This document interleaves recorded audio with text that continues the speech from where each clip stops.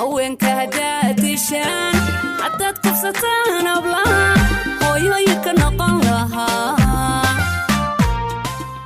ubax maxamed yaxye waxay ahayd 17 jir isku diyaarinaysay in bilowga sanadka cusub ee 2022 ay aqal gasho marna uma rumoobin riyadii ahayd in ay dheeliso qoys ugub ah kadib markii dil iyo kufsi isugu daray qof aan garanayn muhiimadda uu leeyahay aadanaha iyo mudnaanta dumarka dhacdadan oo dadka deegaanka ay laash qaraareen waxay ka dhacday duleedka degmada Caabud Waaq ee gobolka Galgaduud Allahu akbar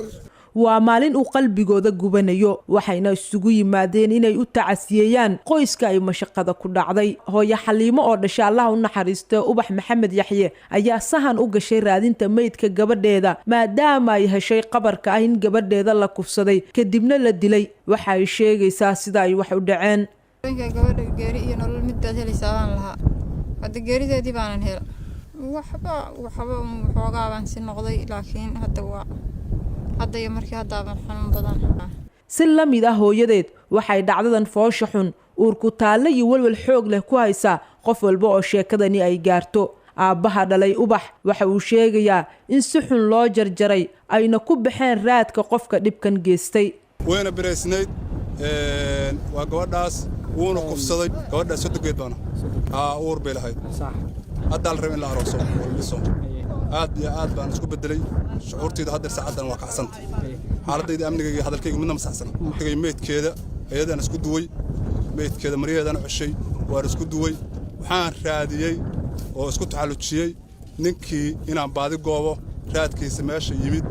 waan daba galay baadi goob dheer kadib waxay ciidamada amniga Caabud Waaq gacanta ku soo dhigeen la tuhunsane looga shakisan yahay in uu ka dambeeyay falka kufsiga iyo dilka loo geystay ubax maxamed yaxye dhamme Farxaan Xuseen Xasan taliyaha saldhigga Caabud Waaq ayaa sheegaya sida ay ugu suurta gashay in ay soo qabtaan qofka ay ku tuhmayaan in falkan uu ka dambeeyay bismillaahir rahmaanir rahiim nin la tuhunsana oo lagu eedeynayo dil gabar xaabad doonatay oo banaanka magaalada uga baxday muddo ilaa iyo saaka aan ku daba joognay oo raadkiisa aan qaadnay oo go'aysi iyo kabihiisi iyo gurigu galay iyo ilaahay meeshu deganaa waan gacanta ku soo dhignay waxaan ku helay go'aas gadaashiina ka muuqdo waa go'ay uu xalay huwaday kabihii uu watay oo uu tuuray raadkii badnaa oo uu iska daba wareegay guriga hooyadiisa oo galay markuu ka baxay meesha gabadha uu ku kufsaday raadkii aan ka qaadnay guriga hooyadiisa galay